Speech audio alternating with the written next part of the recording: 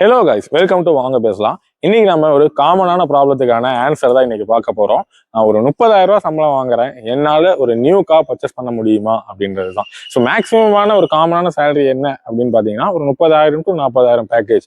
So இந்த persons என்னால் ஒரு நியூ கார் பர்ச்சேஸ் பண்ண முடியுமா அப்படின்னு கேட்டால் 100% முடியும் அப்படின்றது தான். பட் ஆனால் அதுக்கு ரெண்டு விஷயம் நமக்கு தேவைப்படுது. ஒன்று கரெக்டான பிளான், இன்னொன்று பர்ஃபெக்டான கால்குலேஷன். இது ரெண்டும் இல்லை அப்படின்னா வாய்ப்பில்லை ராஜா. ஸோ இதுக்கு ஒரு சிம்பிள் ரூல் ஒன்று இருக்கு. உங்கள் சேலரியில் 35%ன்றது மேக்ஸிமம் இஎம்ஐயாக இருக்கணும். தட் மீன்ஸ் ஒரு 35,000 ரூபா சம்பளம் வாங்குறீங்க அப்படின்னா அதில் 35%ன்றது 12,500 ரூபா. ஸோ இந்த 12,500 ரூபா இருந்துச்சுன்னா ஒரு மேனேஜபிளான சேலரி ஒரு இஎம்ஐ கட்டுறதுக்கு. இந்த இஎம்ஐ 12,000 ரூபான்றது ஈஸியாக கட்டலாம் அப்படின்னா. பட் ஆனால் உங்களுக்கு இந்த இடத்துல ஒரு டவுட் வரும். ஸோ நான் ஃபேமிலியை பார்க்கணும் இல்லை, எனக்கும் ரெண்ட் இதெல்லாம் இருக்குது அப்படின்னா. ஓகே, ஸோ இதுக்கு ஒரு சின்ன எக்ஸாம்பிள் நான் தரேன். ஸோ உங்களோட சராசரி வீட்டு வாடகை மேக்ஸிமம் நான் பார்க்கும்போது 8,000 ரூபான்றது வீட்டு வாடகையாக இருக்கும் அதிகபட்சம். இது இல்லாமல் நமக்கு கிராசரிஸ், பெட்ரோல் இதெல்லாம் போக ஒரு 10,000 ரூபா. அதுக்கு சேவிங்ஸில் ஒரு 3,000 ரூபா வைக்கிறோம் அப்படின்னா ரிமைனிங் அமௌண்ட்டை ஈஸியாக உங்களால் இஎம்ஐ அப்படின்றத கட்ட முடியும் அப்படின்றது தான். ஸோ இப்போ எல்லாருக்கும் ஒரு டவுட் இருக்கும், நான் இந்த இஎம்ஐ கட்டிடுறேன், இதெல்லாம் ஓகே, பட் ஆனால் பேங்க் எனக்கு எவ்வளோ லோன் தருவாங்க? ஸோ இந்த டவுட் எல்லாருக்குமே இருக்கும். ஸோ பேங்க் சைட்ல இருந்து நிறைய டைப் ஆஃப் இன்ட்ரெஸ்ட் இருக்கு. லைக் 10% இருந்து 11% வரைக்கும். இதை விட கம்மியாக தர இன்ட்ரெஸ்ட் தர நிறைய பேங்க்ஸும் இருக்கு. பட் ஆனால் காமனாக சொல்றது பார்த்தீங்கன்னா இந்த 10% இருந்து 11% தான். ஃபார் எக்ஸாம்பிள் என்னோட இஎம்ஐ 12,000 ரூபா அப்படின்னா என்னோட டேர்ன் ஓவர் 7 வருஷம் நான் போடுறேன். ஓவரால் நான் பார்த்தீங்கன்னா என் பேங்க் சைட்லேருந்து கொடுக்குற இன்ட்ரெஸ்ட் 10.5%. இதுதான் பேங்க் சைட்லேருந்து கொடுக்குற இன்ட்ரெஸ்ட்டாக இருக்கும். ஸோ உங்களுக்கு வந்து ஒரு வெஹிக்கிள் வச்சு நான் சொல்கிறேன். ஸோ காமனாக இப்போ நம்ம வந்து ஷிஃப்ட் வாங்குறோம், சுசுகி ஷிஃப்ட் வாங்குறோம். அந்த ஷிஃப்ட்டோட எக்ஸ்ஷோரூம் ப்ரைஸ் பார்த்தீங்கன்னா 5,80,000 ரூபா வருது. ஸோ ஆன் ரோட் பார்க்கும்போது 6,90,000 ரூபா சம்திங் இதெல்லாம் வருது. ஓகே, அப்ராக்சிமேட்டாக இருக்குன்னு வச்சுக்கோங்களேன். உங்களுக்கு பேங்க் எவ்வளோ லோன் பண்ணி தருவாங்க? எக்ஸ்ஷோரூம்ல இருந்து 95%லேருந்து 100% வரைக்கும் லோன் பாசிபிள். 100% இது வந்து நம்ம சொல்லலாம். உங்களோட சிபில் பேஸ்ட் ஆன உங்களோட சிபில் ஆனால் உங்களோட ப்ரொஃபைல் பேஸ் பண்ணி இதை தருவாங்க. இதில் 100% உங்களுக்கு எக்ஸ்ஷோரூம் கொடுத்துட்டாங்க அப்படின்னா நீங்கள் டவுன் பேமெண்ட்டாக ஒரு 1,00,000 ரூபா கட்டுற மாதிரி தான் இருக்கும். ஸோ இதுதான் பேங்க் சைட்லேருந்து கொடுக்குற லோன் ப்ராசஸ் தான். ஸோ உங்களுக்கு கம்பெனி ஆன்ரோடு இப்போ நீங்கள் வந்து ஐடி ஃபைல் பண்ணுறீங்க, அதாவது இன்கம் டேக்ஸ் ஃபைல் பண்ணுறீங்க அப்படின்னாலோ, இல்லை உங்கள் கம்பெனியில் ஃபார்ம் 16 ஃபைல் பண்ணுறாங்க அப்படின்னா உங்களுக்கு ஒரு கம்பெனி 7 வருஷம் லோன் பண்ணி தரதுக்கு தயாராக இருக்கும். அது மட்டும் இல்லாமல் ஆன்ரோட் மூலியமா, அதாவது உங்களுக்கு ஆன்ரோட் ஃபண்டிங்ன்றதும் உங்களுக்கு ப்ரிப்பரபிளாக இருக்கும். ஓகேங்களா? ஸோ ஃபார் எக்ஸாம்பிள் நீங்கள் ஆன்ரோட் ஃபண்டிங் பண்ணுறீங்க அப்படின்னா உங்களுக்கு ஆன்ரோடிங்கில் 90%ன்றது எலிஜிபிள் மேக்ஸிமம். ஓகேங்களா? ஸோ அப்போ 90% போது உங்களுக்கு ஒரு 68,000 ரூபா இல்லை 70,000 ரூபான்றது உங்களால் டவுன் பேமெண்ட்டாக கட்டுவீங்க. இல்லை நான் இன்னும் கொஞ்சம் டவுன் சேர்த்தி கட்டுறேன் அப்படின்னா என்னோட ப்ரிஃபரபிள் 20%ன்றது பெஸ்ட். ஓகேங்களா? ஒரு 1,38,000 ரூபா அப்படிங்கும்போது நீங்கள் கட்டுறீங்க அப்படின்னா உங்களோட இஎம்ஐயும் பார்த்தீங்கன்னா 7 வருஷத்துக்கு 9,800 ரூபா இந்த ரேஞ்சுக்கு வந்துடும். இது ரொம்பவே சேஃப் அண்ட் மேனேஜபிளும் கூட. உங்கள் ஃபேமிலியும் நீங்கள் பார்த்துக்கலாம். அதே சமயம் இந்த காரோட மெயின்டெனன்ஸாக இருக்கட்டும், பெட்ரோல் செலவாக இருக்கட்டும், இது எல்லாமே உங்களால் ஈஸியாக மேனேஜ் பண்ணிக்க முடியும்.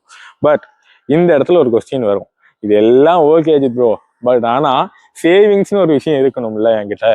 நீங்கள் டவுன் கட்ட சொல்கிறீங்க, ஓகே, என்னால் இஎம்ஐ ஓரளவு கட்ட முடியும். பட் ஆனால் சேவிங்ஸ் டவுன் கட்டுறதுக்கு என்கிட்ட சேவிங்ஸ் எதுவும் கிடையாது. சேம் எல்லா யங்ஸ்டருக்கும் இருக்கிற ஒரே பிரச்சனை இந்த சேவிங்ஸ் தான், இன்க்ளூடிங் மீ. ஸோ இங்கே என்னோட 4 months சேவிங் பிளான் உங்களுக்கு நான் ஷேர் பண்ணுறேன். என்னோட வீட்டு வாடகை பார்த்தீங்கன்னா 8,000 ரூபா வருது. ஓகேங்களா? இது இல்லாமல் கிராசரிஸ் அண்ட் வீட்டு எதிர செலவுகள் இதெல்லாம் சேர்த்து ஒரு 10,000 ரூபா அண்ட் சேவிங்ஸுக்கு ஒரு 3,000 ரூபா. இதுதான் ஆக்சுவலாக என்னோட சேவிங்ஸ், என்னோட சேவிங் பிளான் 4 monthsக்கு. இது போக என் கையில் மாதம் ஒரு 12,000 ரூபான்றது சாலிடாக நிற்கும். ஓகேங்களா? இந்த 12,000 ரூபாயை 4 மந்த்துக்கு நான் வச்சிருந்தேன் அப்படின்னா அதுவே ஒரு 48,000 ரூபா கிட்ட வந்துடும். ப்ளஸ் என்னோட பிஎஃப் அண்ட் என்னோட அடிஷ்னல் இன்கம்ஸ், சைடு இன்கம்ஸாக இருக்கட்டும், இது எல்லாத்தையுமே நான் குமுலேட் பண்ணி வச்சா அதுவே எனக்கு வந்து ஒரு 70,000 to 80,000 ரூபா இல்லை 1,00,000 ரூபான்றது தாராளமாக சேர்க்கவே முடியும் இந்த ஒரு 4 மாதத்துல. பட் ஆனால் அதுக்கு நம்ம மெயினாக சேவ் பண்ணுறதுக்கான ஒரு மென்டாலிட்டிக்கு வரணும். ஓகே அஜிஜ், நான் எல்லாமே பண்ணிடுறேன், நான் இஎம்ஐ கட்டிடுறேன், இஎம்ஐ கட்டுறதுக்கான அமௌண்ட் எடுத்து வச்சிடுறேன், டவுன் பேமெண்ட்டுக்கு நான் சேவ் பண்ணுறேன், இது எல்லாமே ஓகே. பட் ஆனால் இஎம்ஐ அமௌண்ட்டும் இன்ட்ரெஸ்ட் அமௌண்ட்டையும் கொஞ்சம் குறைக்கிறதுக்கு ஏதாவது டிப் இருக்கா அப்படின்னு கேட்டால் கண்டிப்பாக இருக்குது. ஸோ அதையும் நான் உங்களுக்கு சொல்கிறேன். நம்ம 7 வருஷம் டேர்ன் ஓவர் போட்டோம் அப்படின்னா மந்த் அண்ட் மந்த் இஎம்ஐ கட்டுறோட வேல்யூ கொஞ்சம் குறையும். ஓகேவா? ஸோ மாதம் ஒரு 10,000 ரூபான்றது 9,000 ரூபாய் நம்ம குறைச்சி கட்டுவோம். இது நமக்கு கொஞ்சம் யூஸ்ஃபுல்லாக இருக்கும். பட் ஆனால் இந்த இடத்துல நீங்கள் யோசிப்பீங்க, என்ன வித்தே இது மாதிரி பேசுகிற, பைத்தியக்காரனாட்ட பேசுறியடா, எப்படி நம்ம வந்து 7 வருஷம் நான் கட்டினேன்னா வருஷம் எனக்கு கட்டிட்டு போகும்போது இன்ட்ரெஸ்ட் தானே அதிகமாகும் அப்படின்னா இந்த இடத்துல ஒரு சின்ன டிப் இருக்கு. என்ன அப்படின்னா நீங்க ப்ரீ பேமெண்ட் அப்படின்ற ஒரு ஆப்ஷன் இருக்கும். ஓகேங்களா? இந்த ப்ரீ பேமெண்ட் இயர்லி ஒன்ஸ் ஒரு சின்ன ப்ரீ பேமெண்ட் அமௌண்ட் நீங்க கட்டினீங்க அப்படின்னா உங்களுக்கு இன்ட்ரெஸ்ட் அமௌண்ட்டும் குறையும், தென் இயர்ஸும் குறையும். ஓகேங்களா? ஸோ நீங்க 7 வருஷம் டேர்ன் போட்டிருக்கிறது அதே 7 வருஷம்ன்றது ஒரு வருஷம் இல்லை ஒரு 2 வருஷம்ன்றது குறையத்துக்கு சான்சஸ் அதிகமா இருக்கு. ஓகேங்களா? இது இல்லாம நீங்க அக்சசரிஸ் ஷோரூம்லயே பாத்தீங்கன்னா அக்சசரிஸ் போடுறதை விட நீங்க வெளியில அக்சசரிஸ் போட்டீங்க அப்படின்னா அதுல ஒரு 15,000 ரூபாய் குறையதுக்கு சான்சஸ் இருக்கு.